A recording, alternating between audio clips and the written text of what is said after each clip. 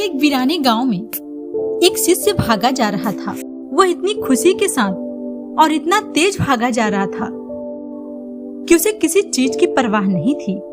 वह खुद में इतना खोया हुआ था कि सड़क पर वह बिना कपड़ों के दौड़ रहा था। इस हाल में उसको दौड़ते हुए गांव के लोगों ने देखा तो कई लोगों ने चिल्लाकर कहा भी, लेकिन फिर भी उसने किसी की नहीं सुनी। फिर गांव के कुछ लोगों ने दौड़कर कपड़ा भी दिखाया कि उसने कपड़ा नहीं पहना हुआ है।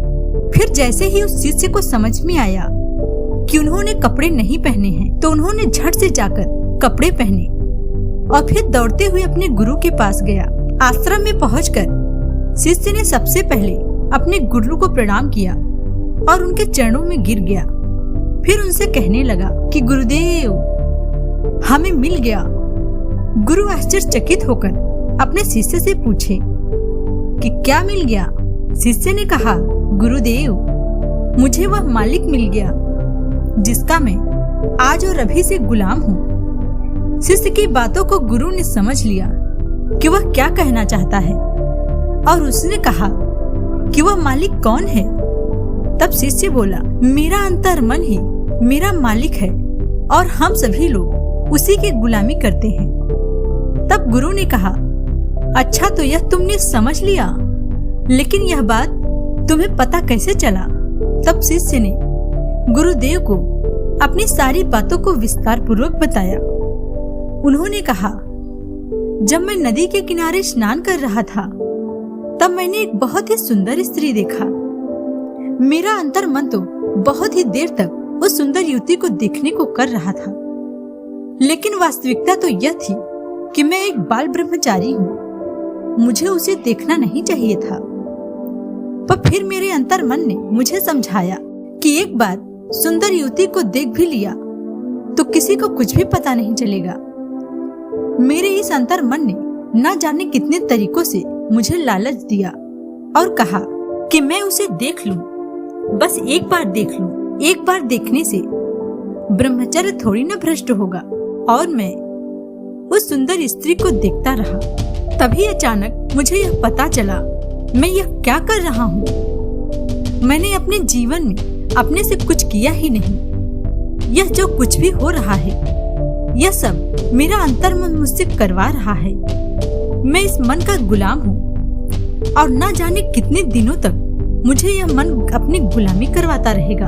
अपने शिष्य की बातें सुनकर गुरुदेव मुस्कुराने लगते हैं और कहते हैं, शिष्य, तुमने बहुत ही जल्दी अपने मन के गुलाम को पहचान लिया। शिष्य ने कहा, गुरुदेव, मैं अपना मालिक यानी अपने अंतर्मन को अपना गुलाम बनाना चाहता हूँ। मैं उसे अपने अनुसार चलाना चाहता हूँ। मैं अपना जीवन अपने अनुसार जीना चाहता हूँ, न कि अपने अंतर्मन के अनुसार। अब आप ही बताइए कि इसके लिए मुझे क्या करना चाहिए। तब गुरु अपने शिष्य को एक घोड़े के पास ले जाते हैं और कहते हैं, यह जो तुम्हारे सामने घोड़ा खड़ा है ना, यह बिल्कुल भी नियंत्रण में नहीं है। आज तक कोई भी इसको काबू में नहीं कर सका। यह किसी के काबू में नहीं आता है। बस इसी की तरह ही तुम अपने अंतर्मन को भी समझो। तुम्हें इस घोड़े को अपने वश में करना है। अगर तुमने इसे अपने वश में कर लिया, तब तुम समझ लेना कि तुम अपने सही रास्ते पर चल रहे हो। और इसी तरह हजारों लाखों घोड़े जब एक घोड़े में समा जाए, तब उस घोड़े में जो शक्ति उत्पन्न होती है, उतनी ही शक्ति व मेहनत तुम्हें अपने मन को नियंत्रित करने में लगाना होगा। यह काम बहुत कठिन है, पर हाँ, यह असंभव नहीं है। इसे भी नियंत्रित किया जा सकता है। अगर तुम मन से ठान लो तो तुम कुछ भी कर सकती हो। शिष्य ने गुरु की ये बातें सुनकर अपने काम में लग गया। वह उस घोड़े को नियंत्रण करने में लग गया। उस घोड़े को अपने नियंत्रण में करने में पूरा 6 महीना लग गया। जब घोड़ा पूरी तरह से काबू में हो गया, इसके बाद वह गुरु के पास दोबारा पहुंचा और गुरुदेव से कहा, गुरुदेव, इस घोड़े को तो मैंने काबू कर लिया है। अब आप ही बताइए, अपने मन को मैं कैसे काबू करूं? शिष्य की बातों को सुनकर गुरुदेव ने कहा, जैसे तुमने उस घोड़े को काबू में किया, तुम्हें मन को भी वैसे ही काबू करना है। गुरु ने दोबारा कहा, अच्छा बताओ, तुमने घोड़ों को किस तरह से काबू में किया? तब शिष्य बोला, जब वह भागता था मैं इसे दोबारा पकड़ कर लाता था। यह जितनी बार भागता मैं उसे बार बार पकड़ता। फिर मैंने उसकी आंखों को ढक दिया जिससे वह घोड़ा सिर्फ सामने ही भागे, इधर उधर ना भागे।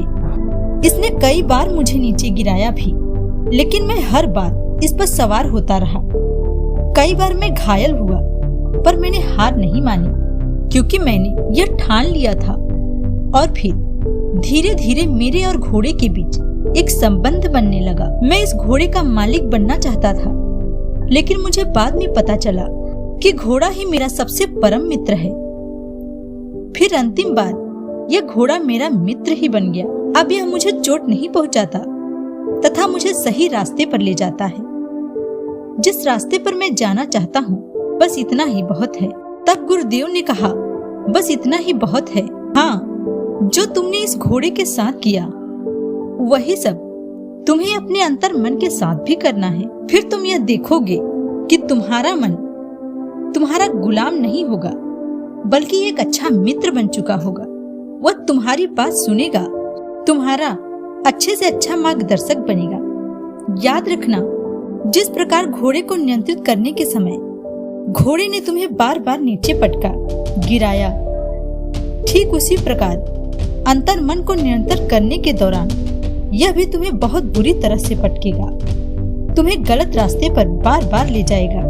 पर उस वक्त तुम्हें हार नहीं माननी है। गुरु की यह सब प्रेरणादायक बातें शिष्य बहुत ही अच्छी तरह से समझ चुका था और उन्होंने गुरुदेव को धन्यवाद देते हुए खुशी के साथ अपने घर वापस लौट गया। फिर साधना करते, ध्यान करते हुए अपने मन को काबू करने में शिष्य को लगभग 6 वर्ष लग गए, लेकिन अंत में उन्होंने अपने मन पर विजय प्राप्त कर लिया। इसलिए दोस्तों, उसका अंतर मन उसका गुलाम नहीं था, बल्कि एक अच्छा परम मित्र बन चुका था। दोस्तों, हम सभी अपनी जिंदगी में इस अंतर मन की गुलामी में जकड़े हुए हैं। हमारा यही मन हमें जैसा बोलता है हम ठीक वैसा ही करते हैं। हमारा मन लालच देता है, नचाता है, रंग बिरंगी तितलियों के पीछे हमें घुमाता रहता है, परंतु ये हमें क्षण भर के लिए ही सुख दे पाते हैं। लेकिन एक समय ऐसा आता है जब हमारे जीवन का अंतिम समय, अंतिम पड़ाव पर हमें ये पता चलता है कि हमें कुछ नहीं चाहिए। अपने लाइफ में जो भी कुछ करो, उसको करने के पहले यह देखो कि क्या तुम ये खुद करना चाहते हो या तुम्हारा मन करवा रहा है। उस काम के प्रति जानकारी रखो, जागरूक बनो, क्योंकि आज के वर्तमान जीवन में जागरूकता बहुत बड़ी अहमियत है। जब तुम जागरूक बनोगे तब तुम अपने जीवन में हर छोटे से छोटा और बड़े से बड़ा कार्य कर सकोगे। प्रत्येक छोटी से छोटी बातों में जागरूक होकर देखो और सोचो कि तुम्हारा अंतर मन गलत काम तो नहीं करवा रहा है। आप अपने क्रियाकलापों पर ध्यान बार बार देते रहो तो आपको ये मन कभी गलत कार्य नहीं करा सकता। यह वीडियो बनाने का यही हमारा उद्देश्य है। धन्यवाद।